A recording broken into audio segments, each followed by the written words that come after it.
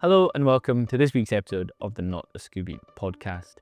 Today I am joined by Owen Meldrum, who's actually relocated to the US to pursue a career in live events, live streaming, and corporate AV.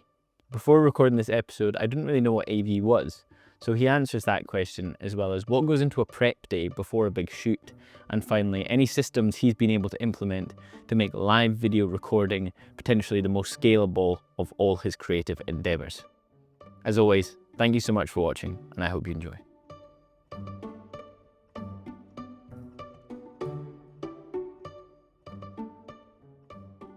Hi, Owen, and thank you for joining me on this week's episode of the Not Scooby Podcast. Let's just jump straight into things with my first question. That is, what is AV?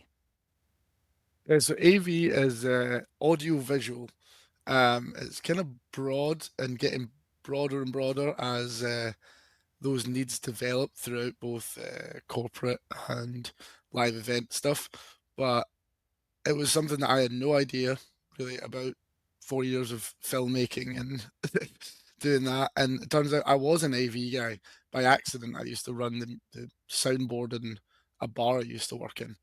And then I started to discover live streaming and live broadcasting, and fell into this world of AV, which is very huge. And yeah, like I say, it spans across a lot of different industries, and it's been a really fun discovery for me. Mm-hmm. And is that something, because it's worth mentioning, you're now in the States. So is that something you were initially doing here in the UK? No, I'd never done it in the UK. Part of it was obviously up in Scotland. There was not as many live events. Just purely the size of there's 2 or 3 major cities.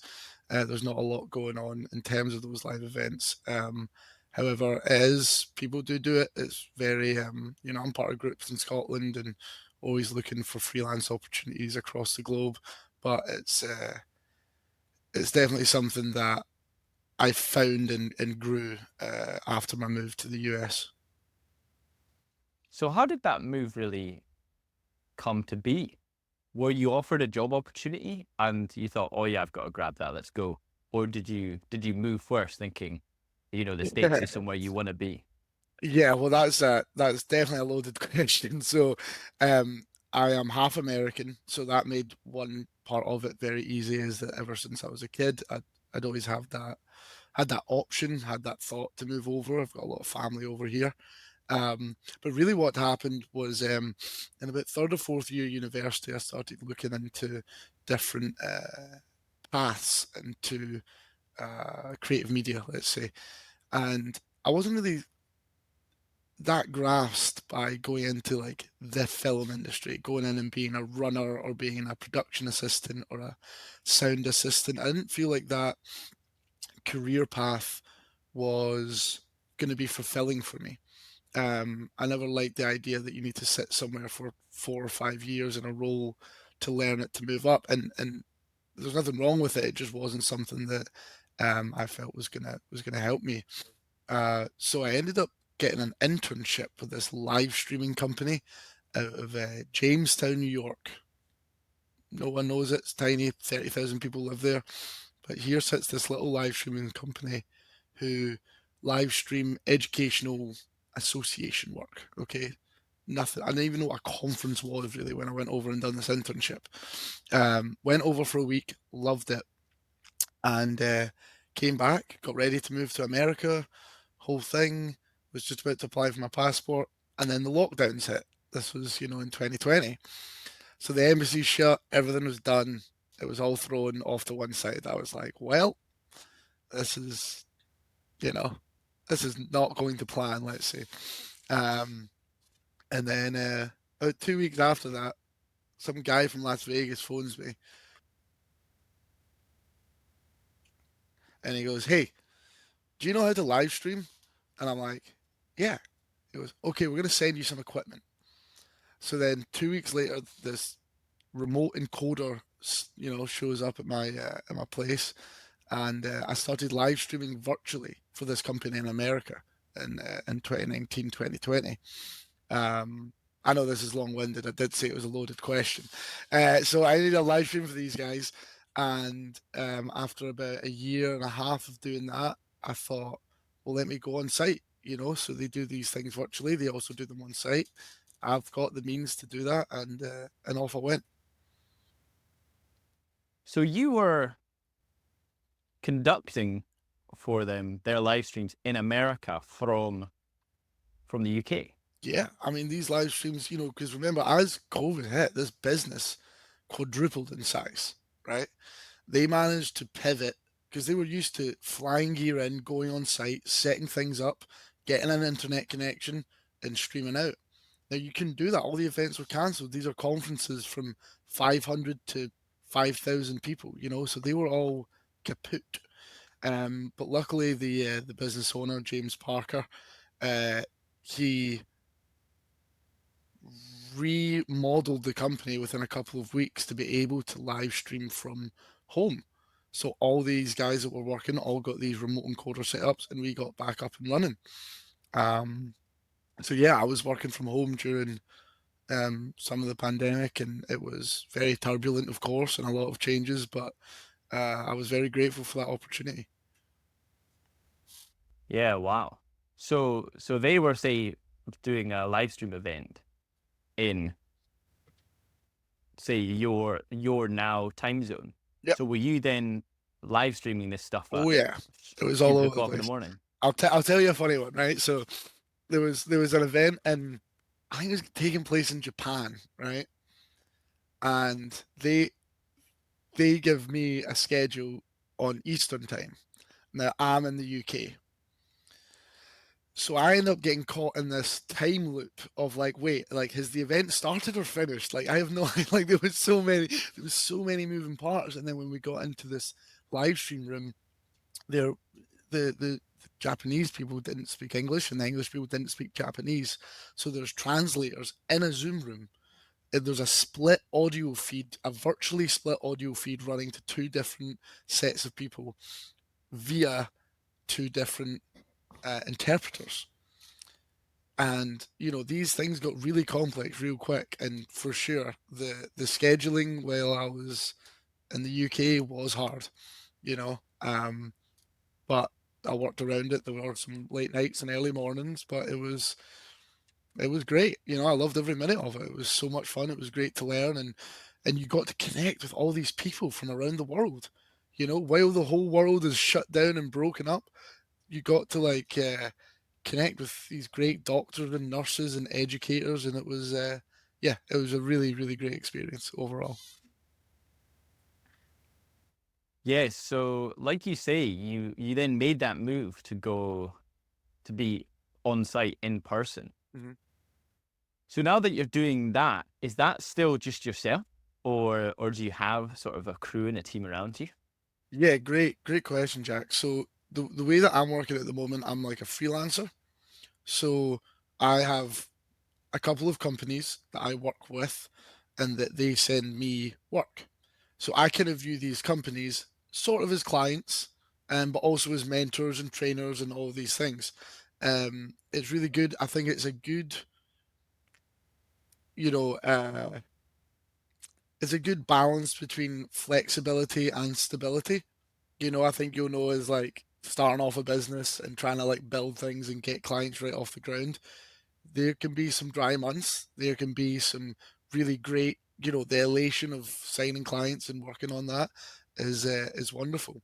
Um, but I find that being able to have kind of maximum flexibility and maximum stability has worked out for me best for now. So I work with a couple of companies. They send me work every month, every couple of weeks, and then I accept a decline and build my schedule. And often I'm traveling a lot across the states in order to execute these events. So it's good. It's a lot of moving and a lot of work, but it's engaging. It's truly engaging, And so, and what about yourself? I'm interested to get your perspective on that. On when obviously we know each other from university. So when you graduated from university and got into filmmaking, how was that to manage? Like, how do I get clients and how do I do this? Because for all our university taught us, they didn't teach us one thing about signing a contract or pitching a film or trying to make your video valuable to a client. So I'm really interested in your journey on that as well. Mm-hmm. So, funnily enough, I think you dodged a massive bullet. Identifying early on. Yeah. You know what? 5 years doing a role in the TV industry, that doesn't seem too attractive to me. Yeah. So what I did was I graduated, myself, Alex Cormack, and a few others. We moved to Glasgow after the pandemic, created a production company, obviously thinking, hey, we're good. We're just going to take over. And I've got a couple of ads. They'll be begging yeah. for it. And the problem there was that you had 4 people that I think are talented and we're good at what we do and we're passionate, but we all do the same thing. Yep. And we thought, oh, this makes us some Avengers dream team. Yep. That you've got not 1 but 4 people. What we should have been doing is probably gone off and made our own companies. For sure. And have one of us be the filmmaker, the video guy, and then you bring in a digital marketer, and you bring in a social media guy, and you bring in an administrator. Yeah, totally. Exactly. So we did that for some time, and my lord, we learned a lot. We ended up on a lot of exciting and crazy projects.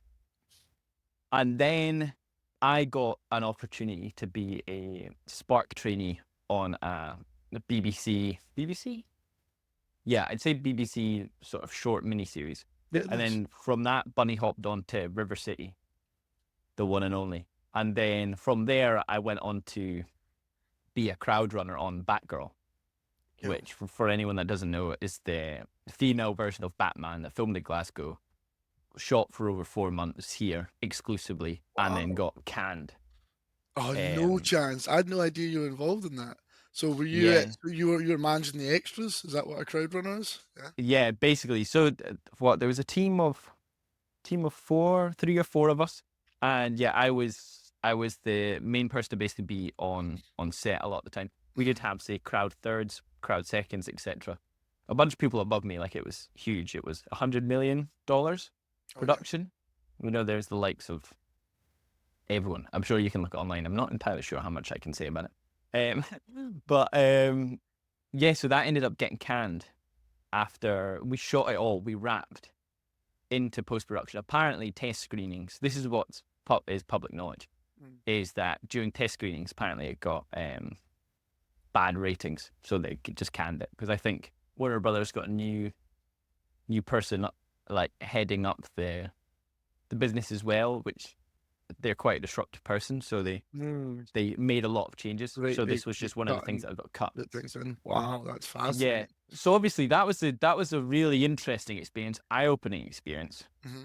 Then after that, I went on to Outlander. Did Outlander for about 6 months. Wow. For dailies. So you're not permanently contracted for the whole show. But you may as well be. Is the problem there? It's like you're one of those freelancers that get relied on so heavily. Yep. And if I'm being honest, there was an environment, a tone that was like you'd almost be betraying the team if you went and did another production. Yep, I get that. So after doing that, a year and a half of running I did from River City until my end at Outlander. It was, like you said, spending 5 years as a runner and then 5 years as a third. And I was like, right, do I see myself doing this? And one of the most eye-opening experiences that I had was speaking to directors. Because even then, I still wanted to be a director. And I have been since I was like 17, when I really got into media. Wanted to be a director. I know it's a cliche. But when I started speaking to directors, and I realized that they didn't seem particularly happy either. Fair enough, I'm unhappy because I'm you're at the bottom of the ladder. Coffee. Yeah, and I'm a human doorstop half the time, just telling people not to come in this fire exit. But I thought, oh, these people have the creative freedom. This is so exciting. They get to see it. No, they don't. Final product. They've still got 15, 20. They've got bosses. They've got absolutely, and the hours as well that just go into it. It doesn't matter. It's like at the end of the day, any job that you're forced to do for any more than 12 hours a day, you're going to start to dislike severely. Because it was anything from like 11 to 16-hour days easily. And then you're traveling home. And say with shows like Outlander, you're filming in the arse end of nowhere. So then you're getting home and then you're resting and then straight back up doing the same thing the next day. And then your weekends are spent just sleeping the entire time because you're incapable of doing anything else because you're so exhausted. And then I just had that sort of realization, this is no life that I want to sustain, that I can sustain. So I've got to pivot and do something else. So I came back to videography, and I've never really looked back, to be honest, because I've got my time back. I've got that creative freedom. That was one of the massive things I was missing. Was I got into film to be creative, and as a runner, you're not creative. You don't get any creative input. So let me go back. Let me use the skills that I learned through college and uni, which I agree with you, it's not essential. I honestly probably learned more from YouTube, from actually just making videos than going through the formal education. Well, the way I kind of figured out, especially in the kind of last year, and I wish I'd known it a little earlier, is that like university, college, any formal education, let's say, it's going to prepare you to some extent, but really the biggest benefit for me was it gave you the space to learn. It gave you that stopgap of, and I was still working part-time jobs and doing all that stuff to get through uni, but if you're committed to studying something, sure, there's people there and resources and libraries and lecturers and people that you can talk to, but ultimately it's up to you to study what you want to study. Sure, I studied filmmaking and screenwriting, but like I never wanted to write scripts. That was never my interest. So I didn't do the script writing classes. I'd done the new media classes. I focused more on broadcast formats and all this goofy stuff that people didn't really like or understand. Like I wrote my dissertation, right? I wrote my dissertation saying that in about 5 to 10 years, everyone's going to be able to live stream their own content. And I got fascinated by live streaming and how it's as good as broadcasting almost, and anyone can do it. And I wrote that 3 months before the pandemic, and then everyone was on Zoom. Everyone was live streaming, and it was really, really interesting to see. And that year, I really took that opportunity of university and just took the space, took the time to find what I liked. There was so much stuff in uni that was useless, but you had to go through that to find. You kind of need to dig through the dirt to get to the diamonds a little bit. And I'm sure that's kind of what it's like with all sorts of different jobs, especially like your running experiences, that you probably learned a lot. You saw how the film set was made. You probably picked up a couple of great connections, but then you realize you get so far and you're like, okay, I don't want to continue this, but I'll take what I can and take it on to the next one. Yeah, for sure. And what I think is very interesting about what you said there was everyone else was focused on this glamorous, oh, let's make films, let's be artists. And you were looking in another direction. Yep. And now, and obviously in retrospect, far more practical and, worthwhile direction of, hey, this is sort of a niche that I see coming alive. Yep. And that is one of the biggest pieces of advice that I give to people that are sort of brand new to video. They're looking to get into it. They see I work on a variety of things. And the one thing I keep saying to people is the less cool the industry, the more money you're going to make in it. The more there's actually a career there. Fashion, music videos, sports. Everyone loves them. Everyone wants to be a part of them because they're cool. Exactly. Right? But that competition drives down the price. It's like you forget that job markets are still markets, that you're still competing with as many people who want that job.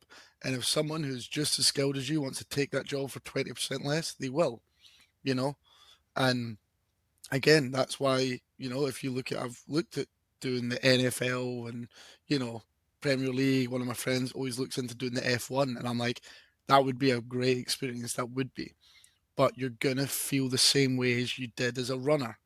You're gonna feel a little underpaid. You're gonna feel overworked, and if your dream is to work on the F1, go and do that. Like if your dream is to be a part of a Premier League broadcast, like I would love that. That would be wonderful. But at what cost? What are you willing to give up? It's trying to find. Everybody wants to be paid £1 million to do something that they love, that they're awesome at. That would be great. We would all be, that would be utopia. But that's not how it works. And ultimately for me, like I can be producing like I was at Heineken's AGM, right? Like a couple of months ago. And it's a corporate AGM, but when you realize it's like, oh, there's the owner of Heineken. They are talking about like how they're going to compete with craft beer sales and how they're going to push Heineken 0.0 and all this stuff. And it's stuff that I'm learning while doing my job, while producing, while doing this audiovisual work. And it's really fascinating how you can fall into industries that you didn't even know existed. If you just sit and look at sports and music and film and TV and all that kind of pretty makeup, you often miss the real gems. You really miss the real money makers and the real places where you can get on the ground and personal and learn. I don't want to be a camera assistant. I want to pick up a camera and use it and work at it and work at it and work at it and work at it and then become that good. I don't want to be watching the people that are doing that ever. Mm-hmm. Yeah, a few points there. It's funny that you mentioned. Yeah, sorry, that spread off into like 3 different things, but yeah. No, it's good. It's funny that you mentioned Heineken because I recently saw a video on how I believe Frank Heineken, the owner or CEO, Frank. Well, I mean, he's called Frank Heineken, so I suppose he's part of the family. He got kidnapped. Like this is decades ago. Oh wow. Yeah, and there's a story about it on YouTube, and it's very interesting because it was done by like 26-year-olds. They like a two-year plan, and then they all put it in place. Naturally, eventually got caught, but it was very interesting, and it's just funny, that you bring that up. But obviously, that's a totally sidebar. Yeah. But yeah, I would recommend for anyone listening. It was quite engaging. I'll check it out. And I think, like you said about, I think we're very similar in regards to. I'm just super curious about stuff in general. Like if someone says, what are you interested in?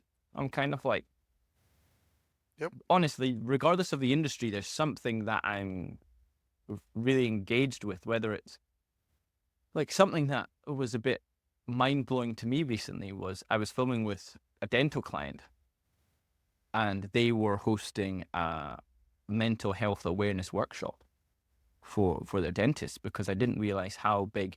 Not only because dentistry is quite isolating, so within the employment that mental health and poor mental health is quite a big problem, but also with regards to patients, that patients often come to the dentist and they will share their feelings and their thoughts.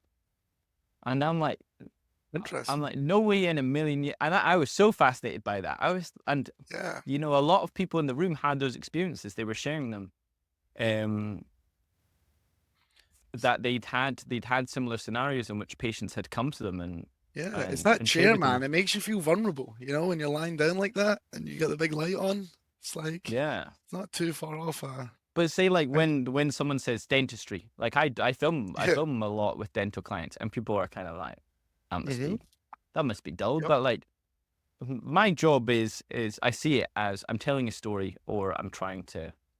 I'm basically that. I'm trying to create some sort of emotion in a story. A lot of it is recruitment. Hey, this dental practice needs a new associate dentist. For sure. Okay. Because they want to fix people's teeth and you get to help them do that. What an awesome thing to do. Do you know what I mean? No matter if it's through newspapers or filmmaking or anything, that's wonderful. But then also, so yes, there's perks of the jobs, there's the salary, there's whatnot. But what I'm interested in and how we've then positioned those videos is, okay, but But what is the lifestyle on offer at that practice? Say there's this practice in the Borders. What can you do in the Borders? Oh, you're constantly surrounded by nature. Yeah. You know, you can literally do any sport that you can think of. There's a really nice community atmosphere. Certain practices, you're in that perfect middle ground of you've got your nice isolation, your privacy, but you're close enough to the city. If you want to jump in to do some shopping, you can do. And also, what's the team environment like? You know, everyone here knows each other, or potentially it's a very family orientated practice. Everyone sort of has a family here. So that's something we're really understanding about. Hey, if you've got to run off because the kids are coming out of school early, then you can do that. So those are actually the selling points I focus more so on than the dentistry stuff. It's like, okay, but what about outside of work? You know, because those are a lot of the questions people care about. What does the practice actually look like? And I know you're telling me it's great, but can I see it in a video? That's something you can't get through text. That's wonderful. Yeah, definitely really unique. I mean, video recruitment.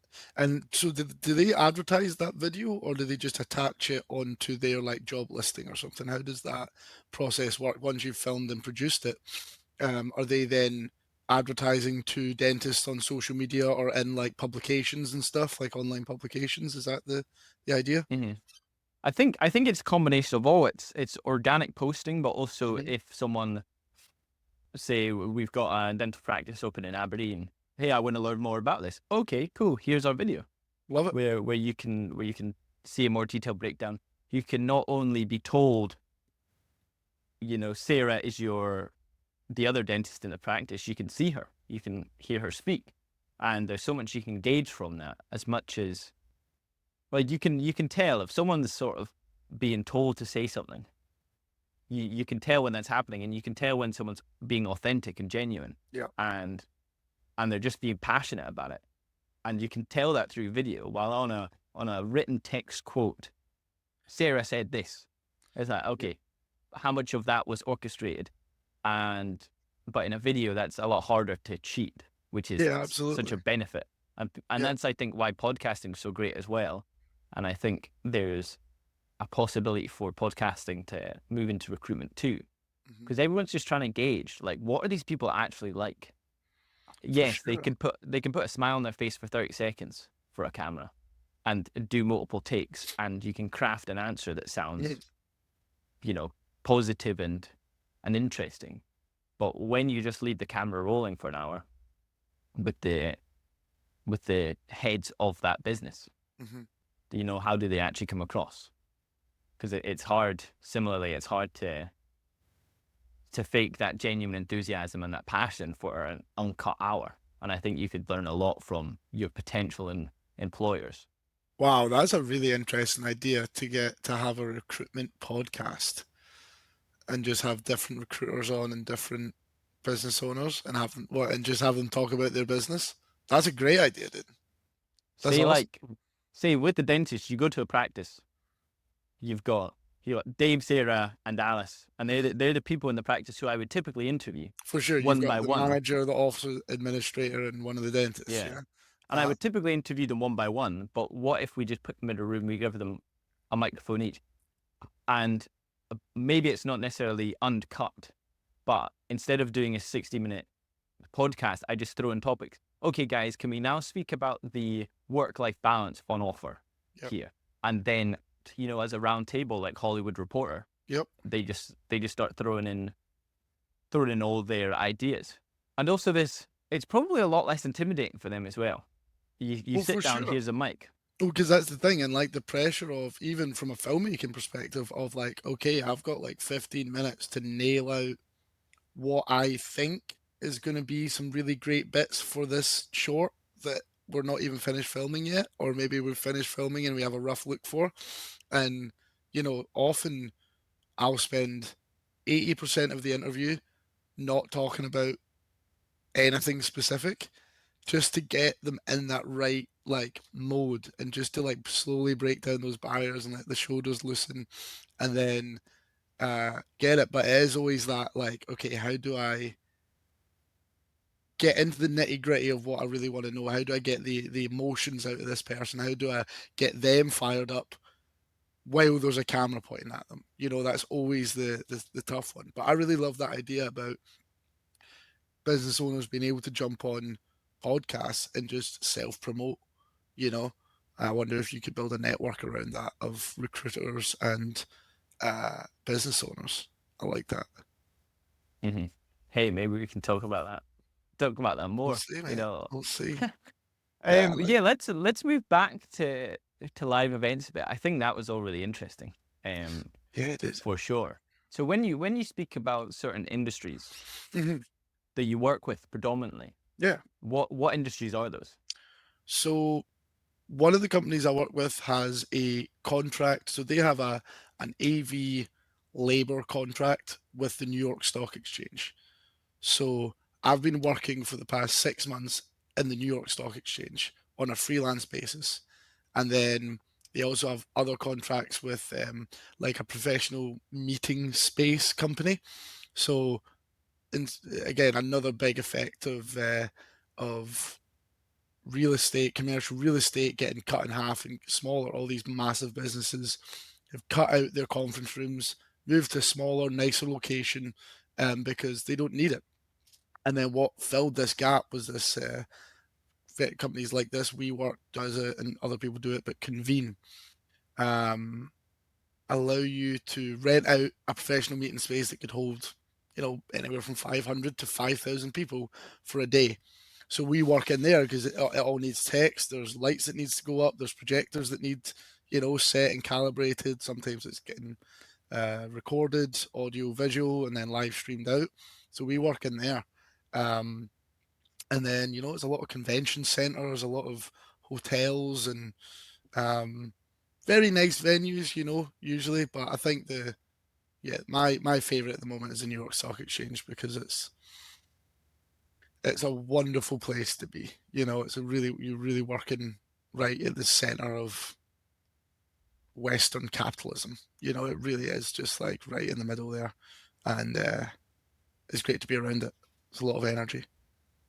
Yeah, yeah, I can imagine. Yeah, that's wild. So when you got started, or for someone who's just getting started, Mm. particularly if you're doing stuff virtually, you know, what's the essential kit that you need? You know, this is another I really liked when you brought that up and the when we were talking before is that I don't necessarily need any kit. I'm not managing cameras or insurance or anything like that. Now I could, some guys do, and they make more money. At the moment, I've got a PC, so an encoder essentially just a computer. It just allows you to encode video streaming. It allows you to encode a video stream to be transmitted over the internet a lot easier. Um, I might have botched that, but essentially that's how it works. And you know, sometimes when you travel on site, you want a couple of dongles, you want your own USB storage. Some people bring their own little stream decks, which are little kind of physical interfaces that allow you to essentially like a shortcut machine, so you can just click and it links in with live streaming software. But really, I can turn up on site in a black shirt and black pants and black shoes, and I even said pants, man. I'm getting way too American. Uh, black trousers, man. Yeah, and usually all the kit's there, you know. For instance, one company we work on site, they ship the kit to us. So we might go to ship to the hotel, and we've got big flight cases, and we've got like PTZ cameras, you know, like remote cameras, and then we'll have a couple of encoders, some streaming, some laptops, a couple of iPads, things like that, and it's, you know, you have a day to set it all up, get it all working, you know, scream at it a few times if it's not, and then and then you execute the next day. I don't know if that answers your question, but one thing I didn't love, I worked with a filmmaker back home, was every 3 months he'd be like, right, I'm going to buy a new lens, I'm going to buy this, if I had this tripod, it would make films better. It doesn't.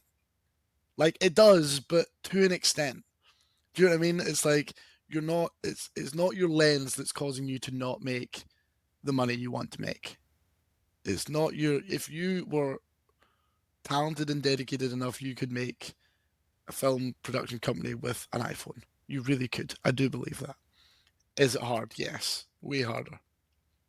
Is it as beautiful? Definitely not.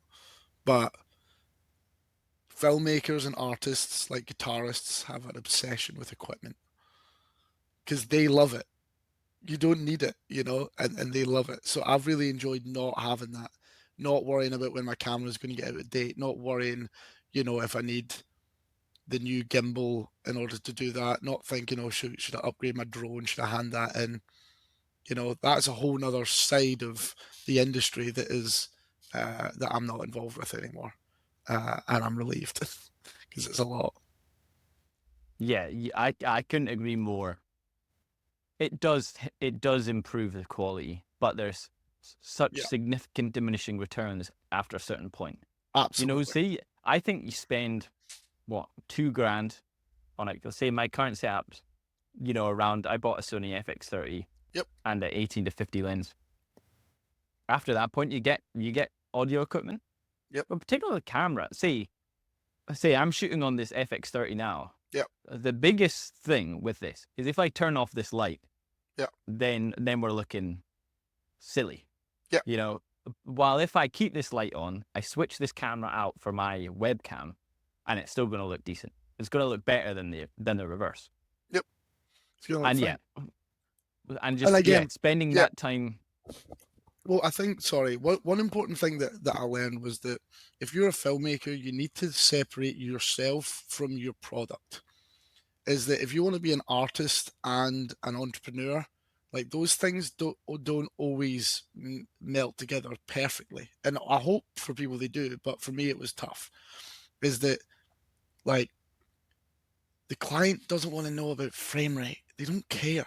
They don't care what lens you use. They don't care about your color depth or if you use DaVinci or Adobe. What they want, in like your case, is they want a dentist. They want the result of the work that you do. They don't care about the work that you do. And that's your job to care about it. But, to really separate yourself from that and say, how can I achieve these goals for a client in the most efficient way? And then you start asking those tougher questions. Okay, do I need a G Master lens right now? No, you don't. I can guarantee you that dentist is not going to be like, love the first cut, but, but I think your white balance was off just a little bit on that last scene there. That stuff became, I'm glad that I had people to focus on it, but stuff like that just didn't become interesting for me. I like the live event aspect of it where the kit setup is working, it's good, and it's all about the execution. It's all about making the clients and the attendees at these live events, whether it's a music gig or or a AGM or a conference talking about nursing. It's all about executing that live, and making sure that goes well for me. And I find that much more interesting than the difference between frame rates on two different drones. No one cares apart from filmmakers. No one. Yeah, no, you're totally correct.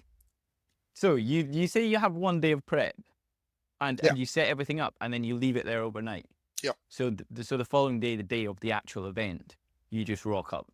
For sure. And sometimes these events can be 5 days or a week. And sometimes they're one, it really just does depend. Mm-hmm. And do you feel like it's essential to have that day beforehand? Yes, 100%. It's, it's preparation. The more prep that you do, the easier your day at work is. I wouldn't say even easier. Easier is the wrong word, but the more successful the event is.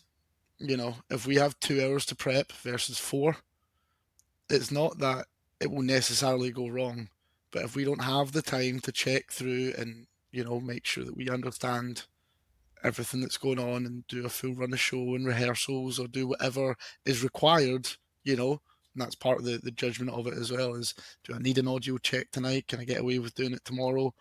Can I, make sure those cameras are white balanced, or oh wait, the lighting's not set up yet, so we need to wait because the stage wash is going to be different anyway, so we need to change that. So it's all about kind of managing all these different aspects that come together to make this, this live event. When they say go, when they say hello, good morning, the mics, lights, cameras, they all need to be on. They all need to be rolling. Everything needs to be good. So the more time you have to prep that, the better.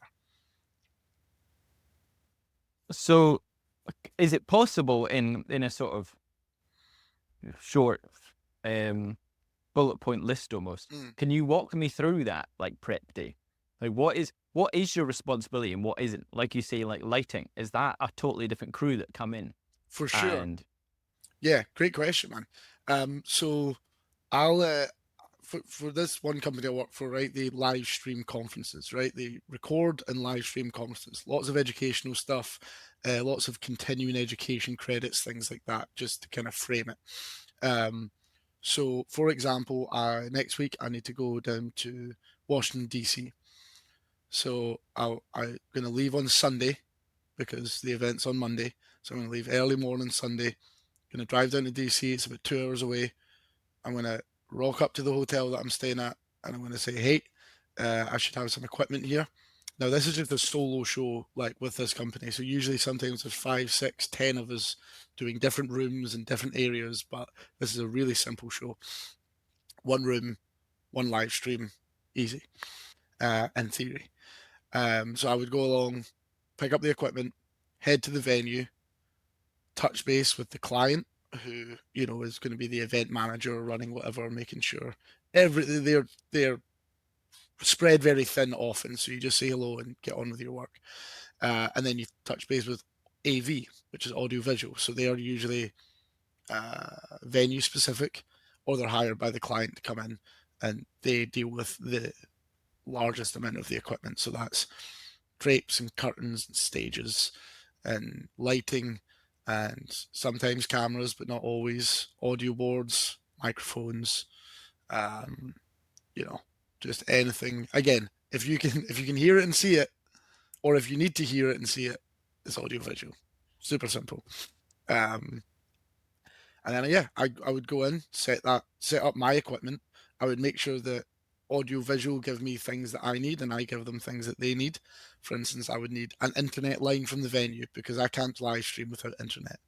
So I need to go and find that, make sure it's been dropped and it's the right speed and all this. I don't know if this part's interesting or not, but no, it is. okay. I think the practical stuff, say, Yeah. even with the internet, is it just a matter of you're going on your settings and looking I for a wish. Wi-Fi? No. So obviously we want a hard line because the day of the event, 5,000 people show up, and all of a sudden that 200 megabit Wi-Fi goes into 2 megabits and our stream drops.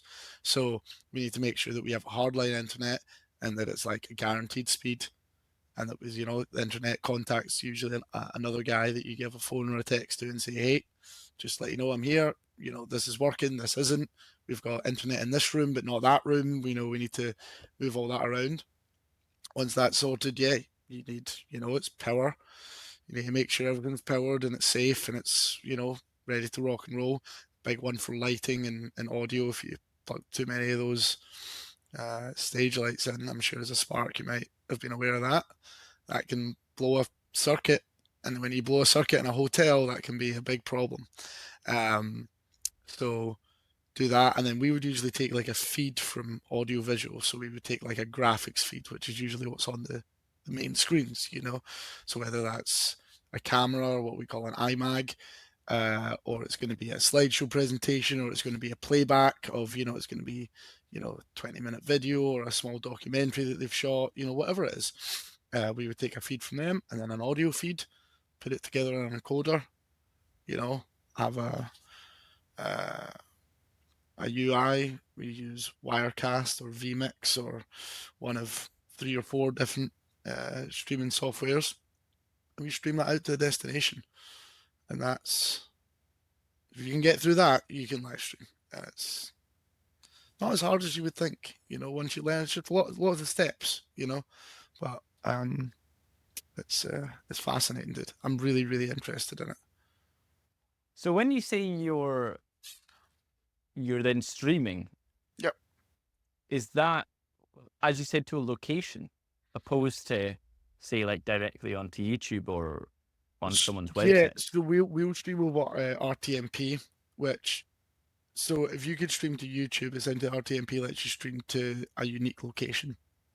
So we have our own like online platform, but sometimes you could stream like in the New York Stock Exchange. They stream out from the broadcast center there. They stream to LinkedIn, Twitter, Facebook, and then they've got a couple other channels, YouTube, and then there's 3 or 4 others, that they all stream out to simultaneously.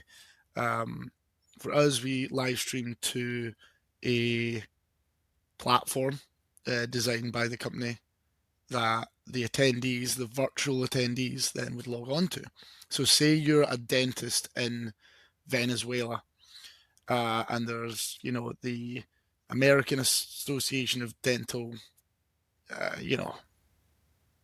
American Dental Association, which I believe is one of our clients. If you don't want to spend $3,000 on a flight up to, Washington D.C. and have to get a hotel for 4 nights and miss clients and miss your family, you can buy a virtual ticket and get all of the same information, all of the same education from Venezuela.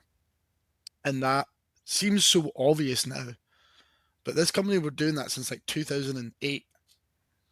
And it really changed a lot of education for especially remote doctors and nurses and caregivers and things like that. And that's what's really fun and interesting about, or kind of rewarding about what you do, is that you might be streaming to, sometimes you're streaming to more people online than are on site. Sometimes you're streaming to thousands of people. But other times you're streaming to 7 people who are master's students who can't physically leave the library for, the next 8 months. But this information that's being given is really valuable. So that's the kind of goal of it. Again, that's the dentists. They need a new hire. What we do is we educate and inform people. And streaming is the way you do it. Mm-hmm. And how much are the client involved in that creative process? For example, when I'm shooting a video, right, I make a point of pretty much before I ever hit the camera rolling, particularly if it's an interview setup, particularly if it's something so foundational to the video, I have them like green light it. I'm like, Yep. do you want to sit in for me? I'll press record and then you can come and review it. Wow. And so you say, yeah, I'm happy with everything in that frame. Wow. And it is like a saving me later on, because for example, one thing is like, if I'm looking at I'd say a kitchen and their chopping boards are in a certain order, and I'm like, to me, I'm not a chef. I don't know what that looks like. But as I was interviewing Jack earlier, who used to be a chef, now he's a content creator. He's like, see, I would catch that and say, if they're doing this on a green board, I would make sure that's not in the edit. So with the client having that knowledge, and they know the target audience probably better than I do, they're the best ones to actually say, yeah, that's good, I'm happy with that. So how does that necessarily apply to live stuff? Do they really get involved too much in, I'm happy with that framing, I'm happy with the camera angles you're getting? Yeah, unfortunately, sometimes they do. But we build, what you'd call an SOP, like a standard operating procedure. So we have a framework for what we do. And so we're not going up to the client and being like the world's your oyster, we can do anything we can have an 8 cam set. And in theory, we can do those things. But the business model has been designed around, what does the client want? They want the audio captured.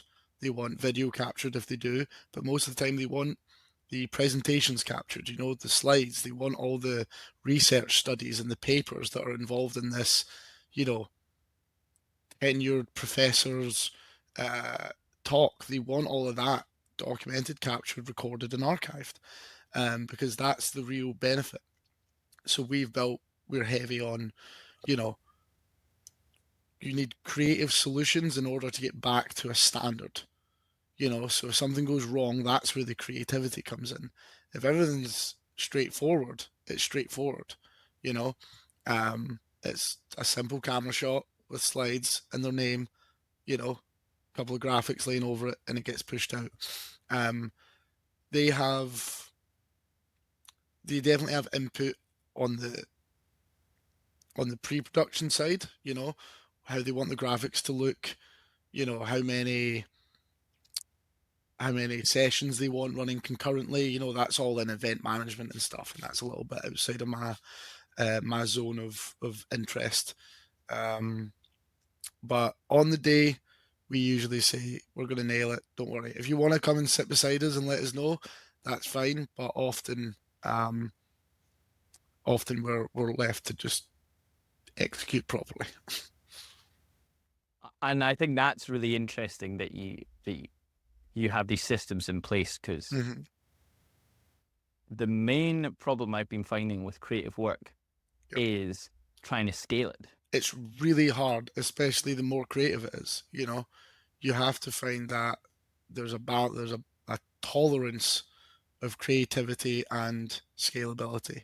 If you want to do a one-off, completely creative, one-off, unique product, to replicate that would completely ruin the whole point of it. And so when I was running Canavid, which is me and a good friend and business partners of mine in the UK, we would look at that, where how do you scale it? And it's difficult if you want to do high-end, good quality work for a range of clients. You need to really fight, and that's why people talk about niches. That's how you can scale a niche, is because you do one thing really well. So we're not saying, like, we're not doing all your event registration, and we're not booking hotels and doing all sorts of mad stuff for these clients. What we do is we live stream. That's what we do. We come in, we plug in, we capture your content, and then we leave. We give you your content. Now, there's a whole other side of the business that does other things. But with creativity, scalability is difficult, especially when you're 1, 2, 3 people, because the more creative you are, the more decisions that are made and the more risks are taken, and that doesn't always bode well for the outcome of the project. I've recently been reading the book E-Myth. Okay. I'm not sure who wrote it, but that's so massive on scaling your business. And the example that they give time and time again is McDonald's used to have the catchphrase, their slogan was, "We're the most successful small business ever." And they see themselves as a small business in a few ways. And when it comes to scaling, it's about creating as minimal a barrier of entry as possible. Interesting. For example, McDonald's. You go to McDonald's, most people working there are under the age of 20. Like, it's possible to train a teenager to make a McDonald's product. And the one thing you can guarantee with McDonald's, whether you like it or not, is that it's consistent. Absolutely. It's not going to be the best meal you've ever had, but it's consistent. Now, the problem is when you go to some other burger chains, the quality is good. But say the first time you go there, it slapped and you were really, really happy with how it tasted. The second time, you're like, these chips are kind of soggy. And then the quality is just reduced. And that kind of has the potential to happen, particularly with creativity, if you, the most experienced member of your team, take on the very first project for a client because you're trying to impress them, but only on their first time. So you're like, I'll take it because they're a new client, let's impress them. But the second time, if it's you someone hand less off, experienced, you outsource it, you do whatever. then they're going to be more upset than if the quality was simply consistent throughout. Absolutely. And it brings back to this point about being able to separate your creativity from the product. Your own artistic ego, your own passion has to be separate, because you can't, if you were to replicate that, then all of a sudden you're not special. You're not an artist. You're not, and I've came across that a lot, is that you have this idea, but people don't want to share it.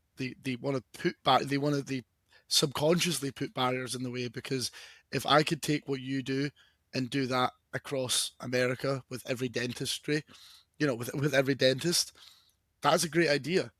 But artists feel like that would be stolen from them, like the real treasure is stolen from them. And it's a It's just your predisposition. What do you care more about? What do you value more?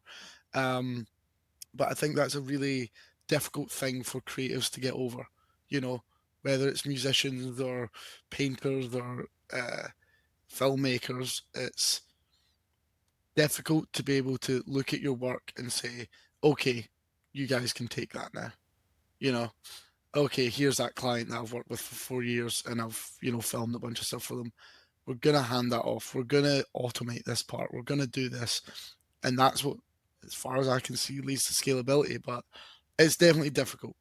It's very difficult. And again, part of the reason why we do it is because it's creative and fun and different every time.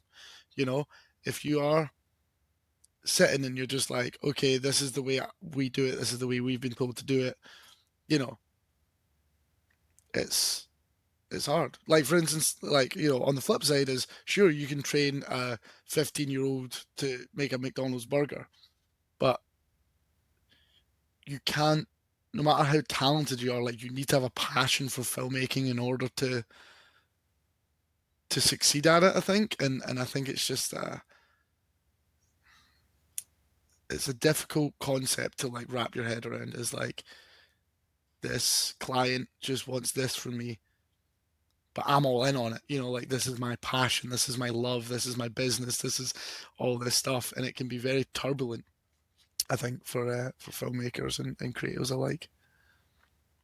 But that's why I think live streaming, live events, and also podcasting is, which I'm learning more and more about with podcasting, is like, oh, I see how it's scalable. Yeah. Because particularly when it comes to the post-production, but even the production, if it's like, similarly to you, these are the angles we capture. This is the mic setup. You link it into here. Yep. You can have a studio. You have that checklist. 5 cameras if you want, but the cameras don't change. How many times do you need to set the white balance on your camera in a shoot? Maybe 15 or 20, depending on how many scenes. One time in a podcast studio. Turn it on, white balance, done. Let's go. And then you can film 8 hours of podcasts like that, and it's that volume of content, because we can be producing, 5 rooms, 8 hours a day. We're producing 40, 50 hours of content every day. Now, sure, you could do that with the best camera in the world and have 8 guys all, looking after every little detail and making sure. Doesn't matter. It would cost too much. It wouldn't be scalable. We've designed this way where one guy can go into a room, capture and live stream to an audience of thousands of people, and you couldn't do that 20 years ago. It's a new way to work. And particularly the post-production side of things, say more so going back to the podcasting, is that similarly, that's really scalable because there's such a low barrier of entry there. Yep. And say, let's be generous and say, give it 5 years. It'll be less than 5 years. But the amount of editing like that's going to be able to be automated by AI. Done. Yeah. You're not going to need to edit podcasts anymore. I mean, you could probably do it now.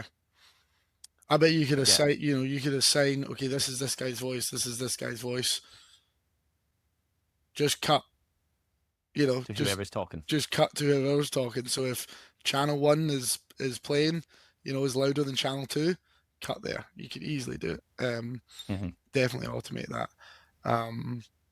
But yeah, I mean, I think that being able to have repeatable, scalable stuff is interesting. And I think another point that I've really found useful in live events is that you're one cog in a much larger machine, right? And you'll have experience with live sets where if you're the filmmaker and the graphic designer and the marketer and the idea, and you're writing the storyboard and you're managing the client, it's fun, it's great, but it's like, it's your show kind of thing. And although that's fun, I don't think that's always the most effective. Creativity and success, I think, always works with more people. I think, collaboration and creativity are one of the same thing. Being able to collaborate to achieve a similar goal requires a lot of creativity and compromise, and that's a real talent. And so I've really loved being further and further behind the camera, being behind the stage, really doing things that affect the outcome without anyone seeing it. That's when an event goes really smooth for us. That's a great day when there's a fire on one side of the stage and there's no power on the other and the internet goes down and no one even realizes, because we work at it, we fix it, we use our talent and our teamwork to fix these. You have tech failures, you have mistakes, you have all sorts of things. So yeah, I've really enjoyed being further away from the I don't know, like the ego side of production. I think it can get quite toxic sometimes. Mm-hmm.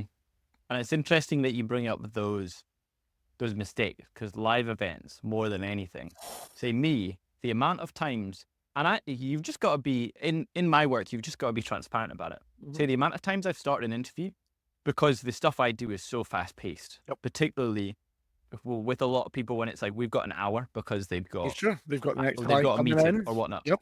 So I'm running around, I'm shooting B-roll. Okay, now it's in a tripod.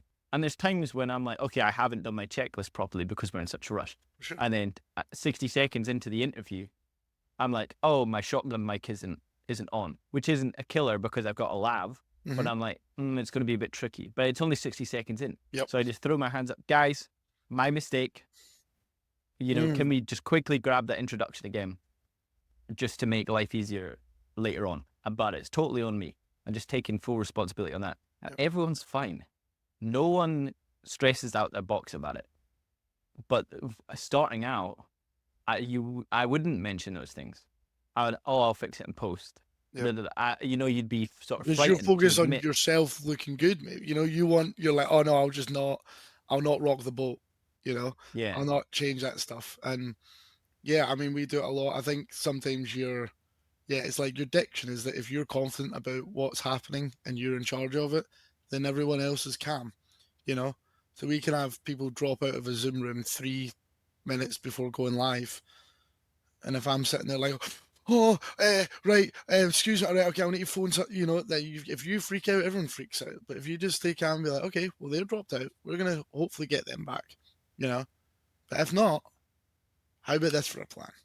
It's all about like solutions to those problems, but it's you're making decisions in 3 seconds, that may affect things. And again, that's where the prep comes in. If you know every cable that's been laid and every setting in your cameras or your, microphones, if you know all that, solutions come to you a lot quicker.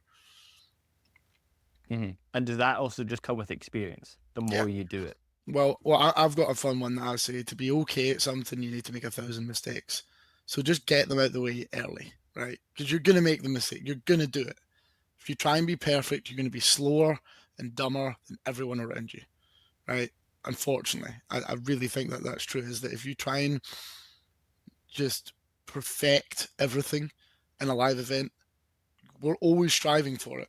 But when you're new, you're just not as good. When you're still learning, you're just not as good. You're going to make mistakes. You don't understand how that thing works. So figure it out, and it's the only way to do it is to click the buttons, figure out what they do, to follow that cable all the way around and figure out, where that goes into. So I live a lot on 1,000 mistakes. Is that if I'm new to something, someone asks me to do, can you run a graphics machine, or can you be a floor runner, right? So that's maybe something in the filmmaking world that gets. So I'm like, on a live show, I'm counting someone down and like a news anchor style thing, and following the run of show and making sure everyone's where they need to be at the right time. Never done it before in my life.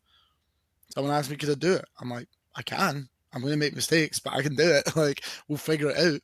And the more you do it, the better you get, Yeah, I hope that answers the question. But yeah, I'm big on 1,000 mistakes. I think people should make more mistakes professionally, and they should be proud of it. Mm-hmm. I agree. I think it's just part of the process. Yeah. And within that process, mentorship, you sort of alluded to it earlier. Was that something you consciously went after, or was that something that crops up naturally? You're on set and you're just open and honest, kind of like the whole point in this podcast that you're like, I mean, this is kind of my first time doing this sort of thing. Could you just quickly walk me through it, because you seem to know what you're talking about? So do you mean mentorship from my side, or who were my mentors? Is that what you're asking? Yeah, more so, who did you find mentorship from? Yeah, some of it was natural. Obviously everyone's got their family and, close friends that you pull from. And then anyone who knows more than me, like there's always people that you look at least I believe, in a professional setting where you're like, oh wow, that guy's really good at what he does. Oh, wow, she just nailed that lighting transition.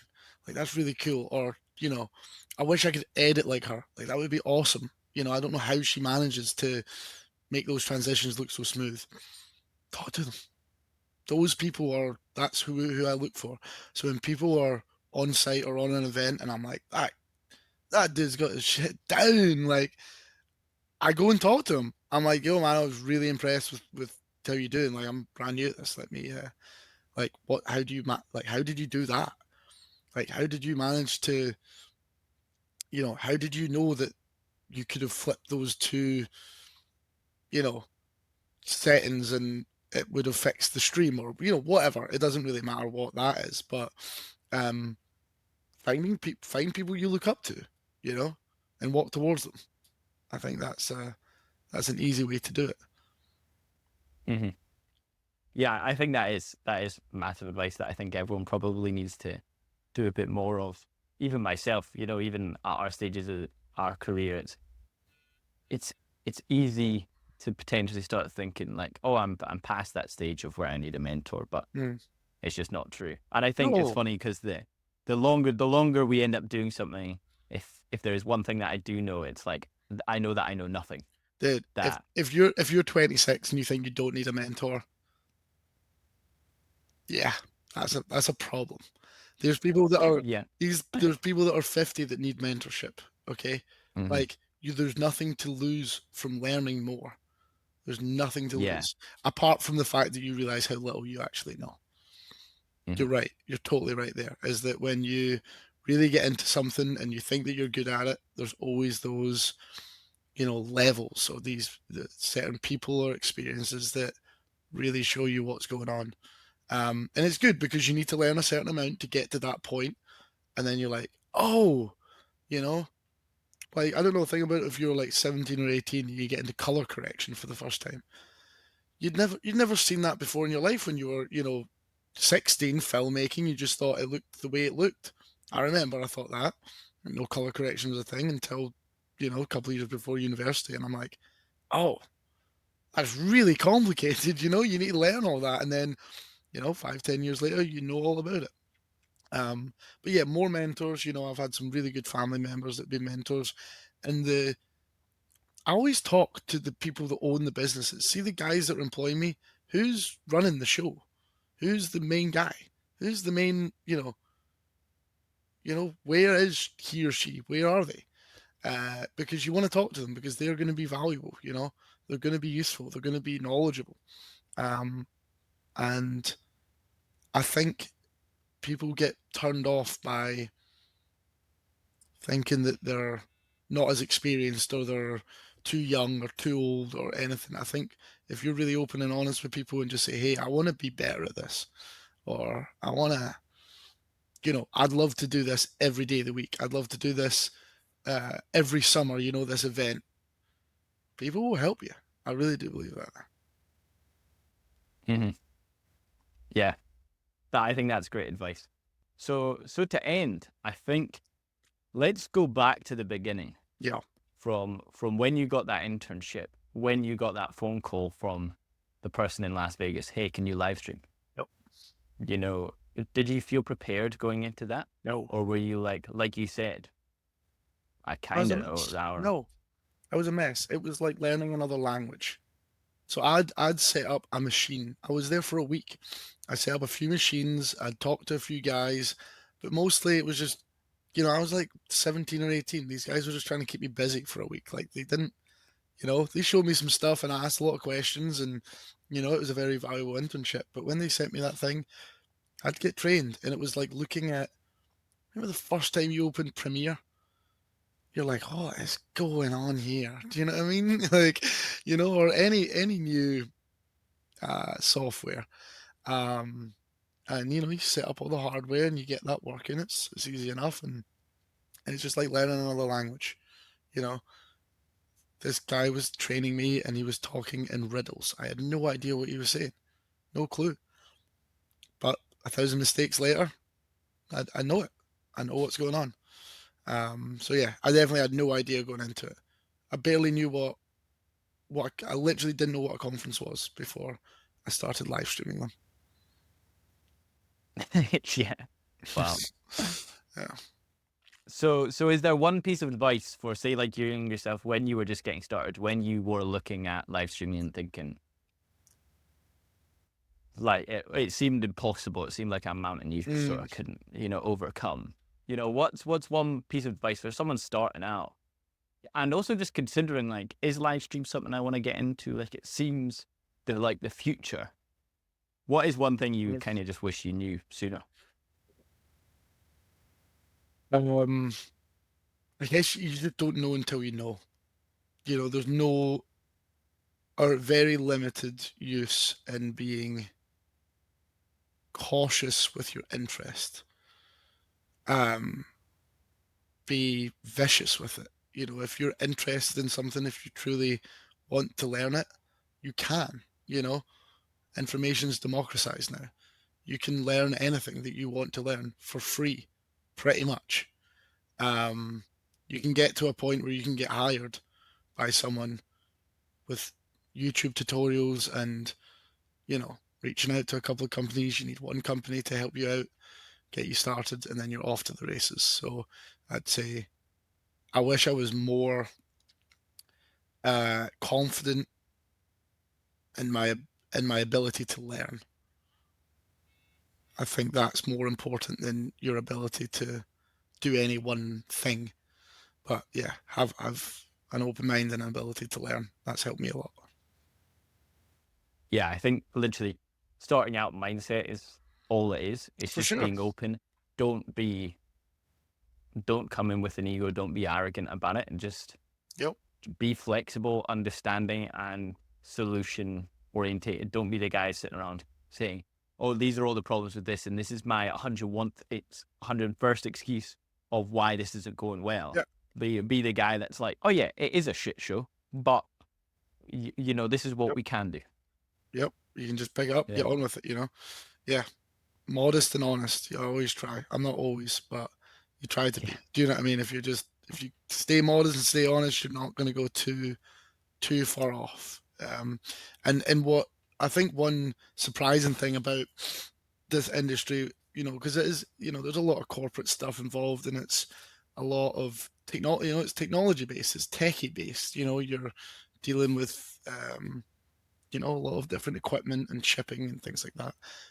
But the interpersonality, the skills that you need in order to succeed in it, they're more valuable than knowing any piece of equipment.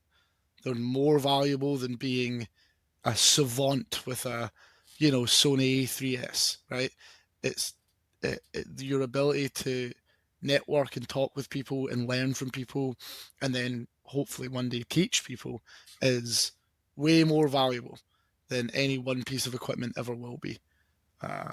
So I think that's been a massive help to me, is really trying to connect with the guys on site, trying to connect with the clients and understand what they want, and understand how I can help them. Yeah, because ultimately, if the client isn't happy, then who cares? You've not Like, you achieved can your be goal. sitting there. Yeah, you can be sitting there with a director's cut, being like, "Oh, I'm really proud this is going in my portfolio." But if the client's pissed off at you because you didn't Yeah, actually deliver what they asked for or make the absolutely. changes that they Yep. wanted, they're like, "Oh, can you change this?" And you're like, "No, it's perfect as it is." Yep. It's like, Or flip it around. Do you know what I mean? I can't tell you how many times, I've worked with filmmakers and they've been like, "No, I can't put that shot in because the sky's overblown, or it's something like that." You show it to the client, they're like, "That's great, I love it." They don't care. You have different sets of values, and ultimately they hired you to do a job. And again, that's where I think preparation does really matter. One big problem we struggled with in the filmmaking side of things when we were doing Canavid with the marketing is setting expectations properly, you know. And again, with creative work, it's so nebulous and you know, anamorphic sometimes that it's hard to do that. But that's why why I really love what I do now is that did the people see and hear it? It's super simple. You know, the goal is super simple. How you get there is often very complicated, but the goal is super simple and it's an easy question to ask to verify success. You know, did I do my job? Did everyone hear and see the event? But, you know. Mm-hmm. Yeah, no, 100%. And I think there is a lot to be said about sometimes I look at video and I think, am I going to be doing this in 20, 30 years? Like the creative process is fun as enjoyable it is sometimes, it can get exhausting. Well, like you said, is it clear whether or not I provided the service that I guaranteed my client? Yeah. And that simplicity, I think, you know, years down the line when life gets more complicated, when I have responsibilities, I have a family, whatnot, outside of work, that simplicity will be a nice haven and a nice place to, when everything else is so complicated. Having that simplicity, I show up to work, bish bash bosh, I'm good at it. I'm not having to actually put. Yeah, absolutely. And again, like people like busy is a replacement for effective. You know what I mean? So there's plenty of people that are busy, but they're not achieving anything. You can be busy all your life. You can think and plan and storyboard and do all that stuff. Are you effective? How do you make your processes efficient? How do you, you know, show up to whatever job or passion you have, you know, whatever you spend your time doing, and execute it well? You know, so how do you spend your time right? And I think, you know, I don't think it's simple what you do, but the outcome should look simple. You know, it's like I don't know, like a nice plate of food. Yeah, I mean, it comes out and it looks like it's all set up perfect and gets placed down in front of you. But there's been 100 people between the animal and the vegetables and the ingredients to that plate that were involved to make it look that simple, you know. And it's kind of similar in live events. When you're at a concert, the lights turn on, everything goes, the guy, you know, someone comes up from under the stage and everything works. That it doesn't happen without people doing all that stuff. And their job isn't just to make it work, is to make it look seamless and easy and effective. And that's it's a real love of live events that I'd never thought I had, but it's definitely grown. That excitement, and you only got one shot to try and execute it. You know, you've just got that one time, and that feeling you don't get in a lot of other places, I don't think. Yeah, it's true. Yeah, because if you can simply just do something again, then it's like we will do it again if we have to. Well, you don't have. Yeah. It doesn't matter if you ask the whole audience, guys, can we start from the beginning? It ain't happening.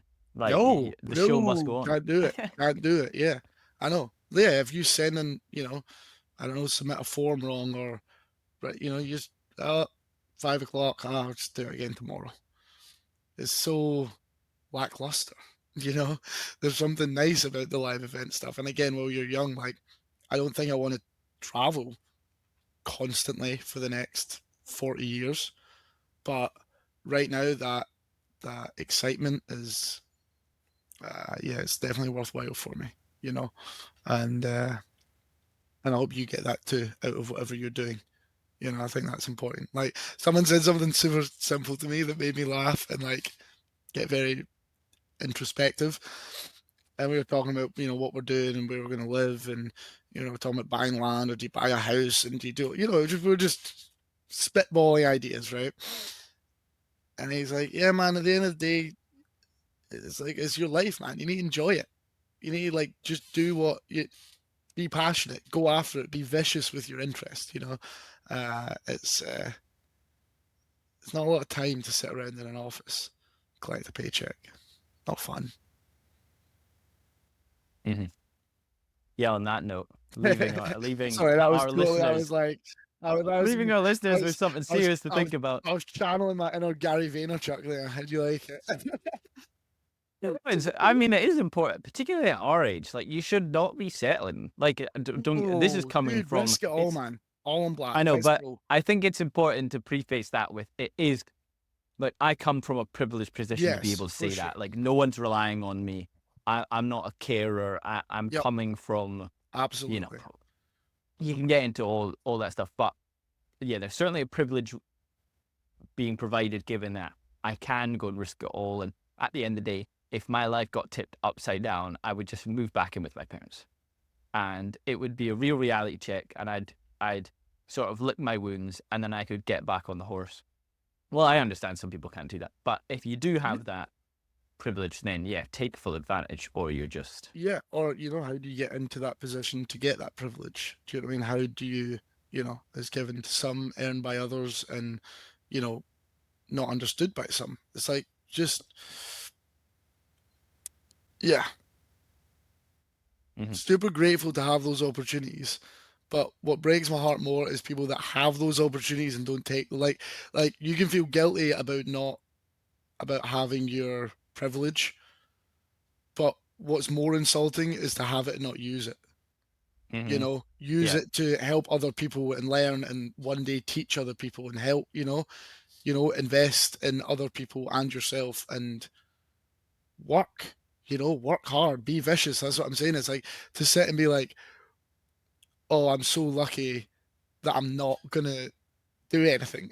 I'm so grateful that I'm just gonna sit and be conservative when I'm 26 years old. I just don't think it's a good idea, personally. But I agree, and I think it is. It's a good point. The preface is that not everyone has this opportunity, and for me, what that means is you should use it and squeeze everything out of it that you can, and then hand it all off. Yeah, I think that's a great note to end on. Honestly. Awesome, man. Yeah, it was really fun talking to you, Jack. Thank you. I'm always inspired by what you do. I love seeing the content you put out. It's consistent and thoughtful, and I'm really proud to reconnect with you and see that you're doing well, man. Yeah, thank you. Honestly, same here. I'm jealous. I want to see what America's like. But on out, dude. Yeah. Honestly, I'll be there. So thank you for joining me on this week's episode of the Not a Scooby podcast.